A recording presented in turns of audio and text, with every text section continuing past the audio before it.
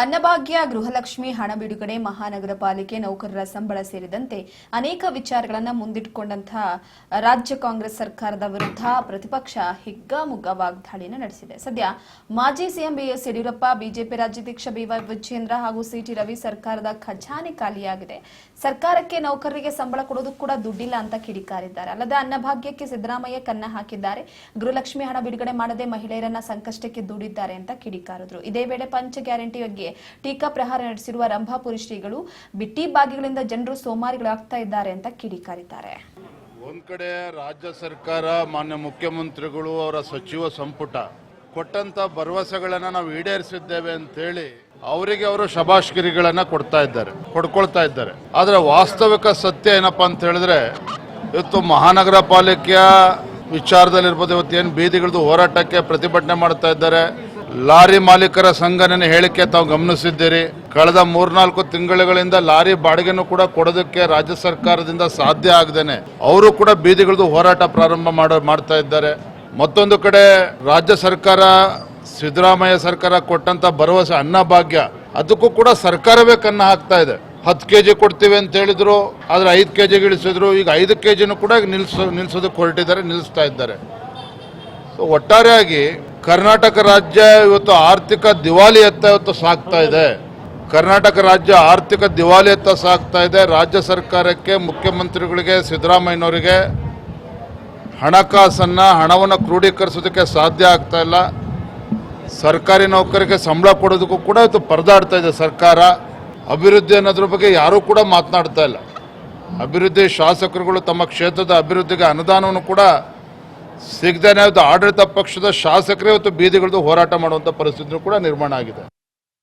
ಅಂಗೈ ಹುಣ್ಣಿಗೆ ಕನ್ನಡಿ ಹಿಡಿಬೇಕಾದ ಅವಶ್ಯಕತೆ ಇಲ್ಲ. ಖಜಾನೆ ಖಾಲಿಯಾಗಿದೆ ಅನ್ನೋದಕ್ಕೆ ಇನ್ನೇನು ಸಾಕ್ಷಿ ಬೇಕು ಮಾನ್ಯ ಮುಖ್ಯಮಂತ್ರಿಗಳೇ? ಅನ್ನಭಾಗ್ಯ ಅಕ್ಕಿ ಸರಬರಾಜು ಮಾಡುವಂಥ ಲಾರಿ ಅವರುಗಳಿಗೆ ಹಣ ಕೊಡೋಕ್ಕಾಗ್ತಾ ಇಲ್ಲ. ಮೂಟೆ ಹೊತ್ತಾಕುವಂಥ ಹಮಾಲಿ ಕಾರ್ಮಿಕರಿಗೆ ಹಣ ಕೊಡೋಕ್ಕಾಗ್ತಾ ಇಲ್ಲ.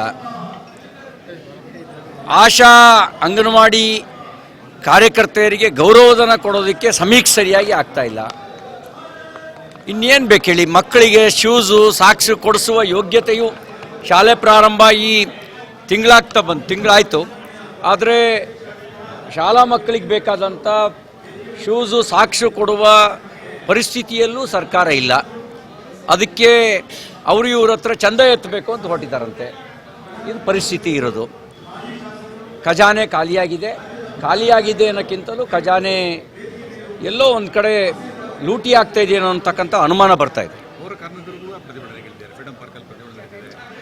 ಯಾರು ಪ್ರತಿಭಟನೆ ಮಾಡ್ತಿಲ್ಲ ಹೇಳಿ? ಅತಿಥಿ ಶಿಕ್ಷಕರು ಪ್ರತಿಭಟನೆ ಮಾಡ್ತಾ ಇದ್ದಾರೆ, ಆಶಾ ಕಾರ್ಯಕರ್ತರು ದೊಡ್ಡ ಹೋರಾಟ ಮಾಡಿದ್ರು, ಅಂಗನವಾಡಿ ಶಿಕ್ಷಕಿಯರು ದೊಡ್ಡ ಹೋರಾಟ ಮಾಡಿದ್ರು, ಈಗ ಪೌರ ಕಾರ್ಮಿಕರು ಹೋರಾಟ ಮಾಡ್ತಾ ಇದ್ದಾರೆ, ಲಾರಿ ಮಾಲೀಕರು ಮತ್ತು ಕಾರ್ಮಿಕರು ಅವರು ಹೋರಾಟ ಮಾಡ್ತಿದ್ದಾರೆ. ಯಾರು ಹೋರಾಟ ಮಾಡ್ತಾ ಇಲ್ಲ ಹೇಳಿ? ಎಲ್ಲರೂ ಹೋರಾಟದಲ್ಲಿ ಇಳಿದಿದ್ದಾರೆ. ಕಾಂಗ್ರೆಸ್ ಒಳಗೂ ಹೋರಾಟ ನಡೀತಾ ಇದೆ. ನಾನು ಹೋಗಲ್ಲ ಅಂತ, ನಾವು ಬಿಡಲ್ಲ ಅಂಥೇಳಿ ಸಿದ್ದರಾಮಯ್ಯನವರು ನಾನು ಹೋಗಲ್ಲ ಡೆಲ್ಲಿಗೆ ಅಂತ, ಇವರು ಇಲ್ಲಪ್ಪ ನೀನು ಬರಬೇಕು ಅಂತ, ಅದು ಹೋರಾಟ ನಡೀತಾ ಇದೆ. ನಮ್ಮ ಪಕ್ಷದಲ್ಲಿ ಆ ಥರದ ಹೋರಾಟದ ಪ್ರಶ್ನೆ ಏನಿಲ್ಲ. ಪಾರ್ಟಿ ಪಾರ್ಲಿಮೆಂಟರಿ ಬೋರ್ಡು ಸರ್ಕಾರದಲ್ಲಿ ಪ್ರಮುಖವಾಗಿ 5 ಪಂಚ ಗ್ಯಾರಂಟಿಗಳಲ್ಲಿ ಒಂದಾಗಿರುವಂತಹ ಅನ್ನಭಾಗ್ಯ ಬಹಳ ಪ್ರಾಮುಖ್ಯತೆಯನ್ನು ಪಡೆದುಕೊಂಡಿರುವಂತದ್ದು. ಇದು ಸಿದ್ದರಾಮಯ್ಯನವರು ಮೊದಲು ಸಿಎಂ ಆದಂತಹ ಸಂದರ್ಭದಲ್ಲೇ ತಂದಂತಹ ಈ ಒಂದು ಭಾಗ್ಯ 2ನೇ ಬಾರಿಗೂ ಸಿಎಂ ಆದಂತಹ ಸಂದರ್ಭದಲ್ಲೂ ಕೂಡ ಇದೇ ಕಂಟಿನ್ಯೂ ಆಯಿತು. ಅಂದ್ರೆ ಪ್ರಮುಖವಾಗಿ ನೋಡಿ, ಅನ್ನಭಾಗ್ಯ ಅನ್ನುವಂಥದ್ದು ಕರ್ನಾಟಕ ರಾಜ್ಯದಲ್ಲಿ ಯಾರು ಕೂಡ ಹಸಿವಿನಿಂದ ಇರಬಾರ್ದು, ಎಲ್ಲಾ ಬಡವರು ಕೂಡ ಹೊಟ್ಟೆ ತುಂಬುವಂತಹ ಕೆಲಸ ಆಗಬೇಕು, ಯಾರಿಗೂ ಮೋಸ ಆಗಬಾರ್ದು ಅನ್ನೋ ಕಾರಣಕ್ಕೆ 2 ರೂಪಾಯಿಯಲ್ಲೇ ಅಕ್ಕಿ ಕೊಡುವಂತಹ ವಿಚಾರಕ್ಕೆ ಸಂಬಂಧಪಟ್ಟಂತೆ ಮೊದಲು ಮುಖ್ಯಮಂತ್ರಿ ಆಗಿದ್ದಂತಹ ಸಂದರ್ಭದಲ್ಲಿ ಸಿದ್ದರಾಮಯ್ಯನವರು ಈ ಅನ್ನಭಾಗ್ಯ ಯೋಜನೆಯನ್ನ ತರ್ತಾರೆ. ಅದಾದ ನಂತರವಾಗಿ ಭಾಗ್ಯಗಳ ಸರದಾರ ಅಂತ ಹೆಸರು ಪಡೆದುಕೊಂಡಿರುವಂತಹ ಸಿದ್ದರಾಮಯ್ಯನವರಿಗೆ ಅನ್ನದಾತ ಅನ್ನುವಂತ ಹೆಸರು ಕೂಡ ಬರುತ್ತೆ. ಈಗ ಅದಾದ ನಂತರವಾಗಿ 2ನೇ ಬಾರಿ ಸಿಎಂ ಆದ್ಮೇಲೆ ಪಂಚ ಗ್ಯಾರಂಟಿಗಳಲ್ಲಿ ಇದು ಕೂಡ ಇನ್ಕ್ಲೂಡ್ ಆಗುತ್ತೆ. ಫ್ರೀ ಅನ್ನಭಾಗ್ಯದಲ್ಲಿ ಫ್ರೀ ಕೊಡುವ ವಿಚಾರಕ್ಕೆ ಸಂಬಂಧಪಟ್ಟಂತೆ ಇದರಿಂದ ಎಷ್ಟೋ ಜನ ಮನೆಗಳಲ್ಲಿ 3 ಹೊತ್ತು ಕೂಡ ಊಟ ಮಾಡ್ತಿದ್ದಾರೆ. ಎಷ್ಟೋ ಜನ ವಯೋವೃದ್ಧರಿಗೆ ಕೆಲಸ ಕಾರ್ಯಗಳನ್ನ ಮಾಡೋದಕ್ಕಾಗಲ್ಲ, ವಯಸ್ಸಾದಂತವರಿಗೆ.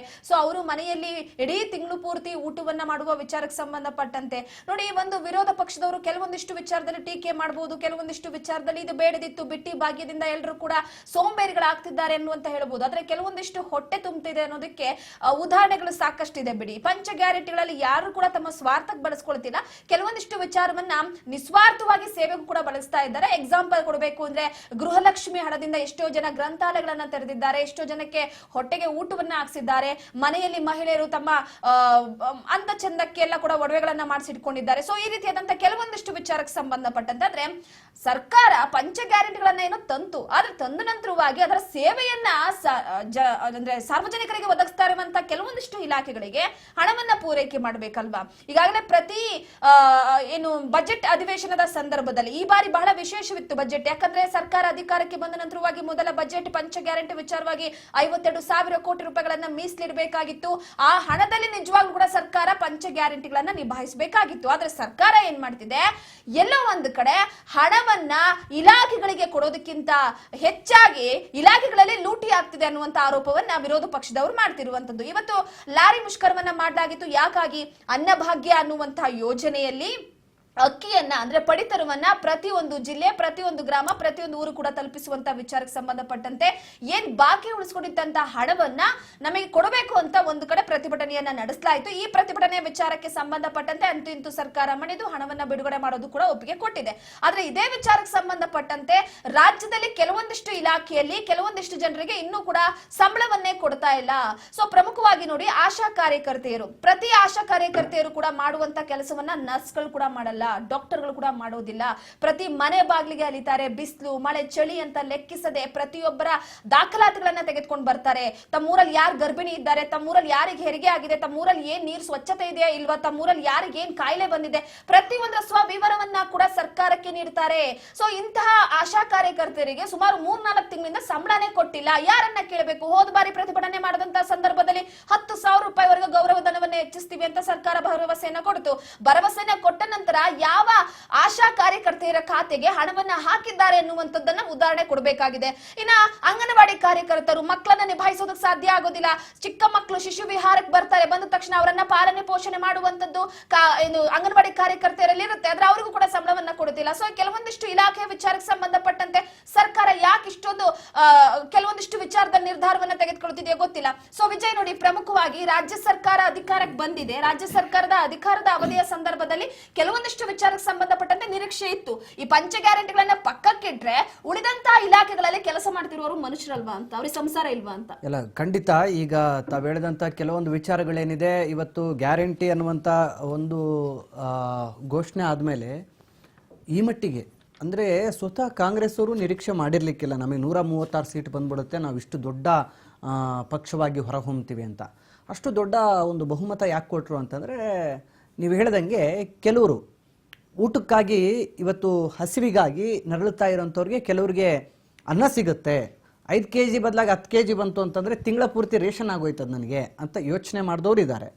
ಮತ್ತು ನನಗೆ ದುಡಿಯೋಕ್ಕೆ ಶಕ್ತಿ ಇಲ್ಲ, ನಾನು ಹೊರಗೆ ಹೋಗೋಕ್ಕೆ ಆಗ್ತಾ ಇಲ್ಲ, ಹೊರಗೆ ಹೋದ್ರೂ ಕೆಲಸ ಇಲ್ಲ ಅನ್ನೋರಿಗೆ ತಿಂಗಳಿಗೆ 2,000 ಬಂತು ಅಂದರೆ ಏನೋ ಒಂದು ಸಣ್ಣ ಪುಟ್ಟ ಖರ್ಚು ವೆಚ್ಚ ನಡೆಸ್ಬೋದು ಅನ್ನುವಂಥ ಲೆಕ್ಕಾಚಾರದಲ್ಲಿ ಅನಿವಾರ್ಯ ಇರೋರಿಗೆ ಖರ್ಚು ವೆಚ್ಚ, ಅನಿವಾರ್ಯ ಇಲ್ಲದೆ ಇರೋರಿಗೆ ಸೇವಿಂಗ್ ಆಗುತ್ತೆ.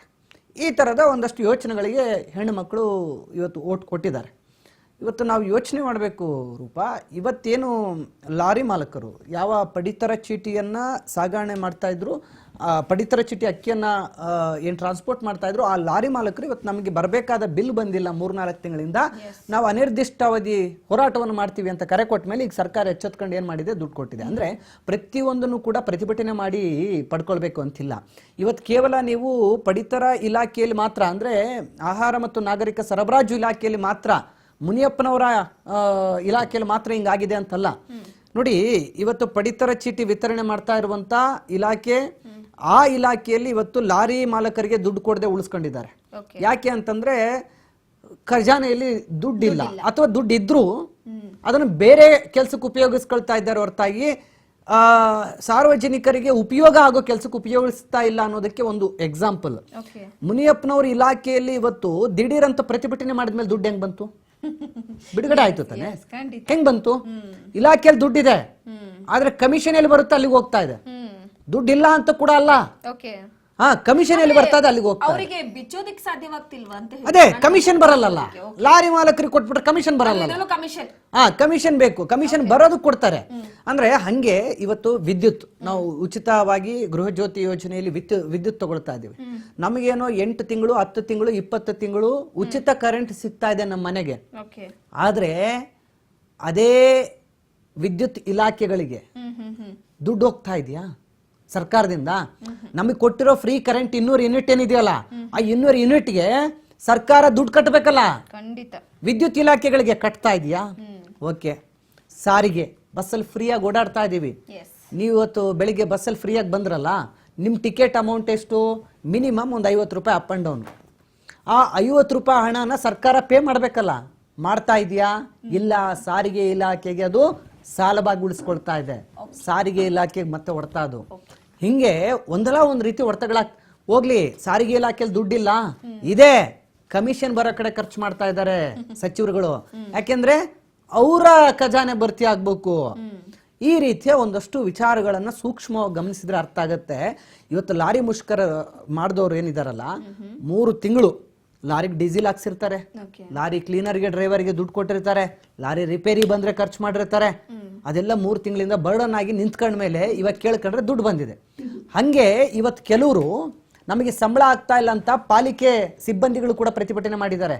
3 ತಿಂಗಳಿಂದ ಮನೆ ಬಾಡಿಗೆ ಕಟ್ಟಿರ್ತಾರೆ, ಮನೆಗ ಆರೋಗ್ಯ ಖರ್ಚು ವೆಚ್ಚಗಳನ್ನು ನೋಡ್ಕೊಂಡಿರ್ತಾರೆ, ಮಕ್ಕಳು ಓದು ಇತ್ಯಾದಿ ನೋಡ್ಕೊಂಡಿರ್ತಾರೆ, ಖರ್ಚಾಗಿರುತ್ತೆ. 3 ತಿಂಗಳ ಅಮೌಂಟು ಒಂದೇ ಸರಿ ಸಂಬಳ 3 ತಿಂಗಳು ಬಂದಿಲ್ಲ ಅಂತಂದ್ರೆ ಅದು ಯಾರಿಗೆ ಬಂದಿರಲ್ಲೋ ಅಂತವ್ರಿಗೆ ಅರ್ಥ ಆಗುತ್ತೆ ಅದರ ಕಷ್ಟ ಏನು ಅಂತ. ಸೊ ಅಂತ ಕಷ್ಟ ಈಗ ಅವ್ರಿಗೆ ಅನುಭವಿಸ್ತಾ ಇದ್ದಾರೆ. ಸೊ ಹಾಗಾಗಿ ಆಯಾ ತಿಂಗಳಿಗೆ ಸರ್ಕಾರಗಳಿಗೆ ಸಂಬಳ ಕೊಡ್ಲಿಲ್ಲ ಅಂತಂದ್ರೆ ಖಾಸಗಿ ಕಂಪನಿಗಳು ಇನ್ನೇನ್ ಕೊಡ್ತಾವ್ರಿ? ಸೊ ಈ ರೀತಿಯ ಪರಿಸ್ಥಿತಿ ಇವತ್ತು ಸಮಾಜದಲ್ಲಿ ಸೃಷ್ಟಿ ಆಗ್ತಾ ಇದೆ. ನೋಡೋಣ ಮುಂದೆ ಏನಾಗುತ್ತೆ ಅಂತ. ಮತ್ತಷ್ಟು ಸುದ್ದಿ ಕೊಡ್ತೀವಿ, ಸಣ್ಣದೊಂದು ಬ್ರೇಕ್ ಆದ್ಮೇಲೆ.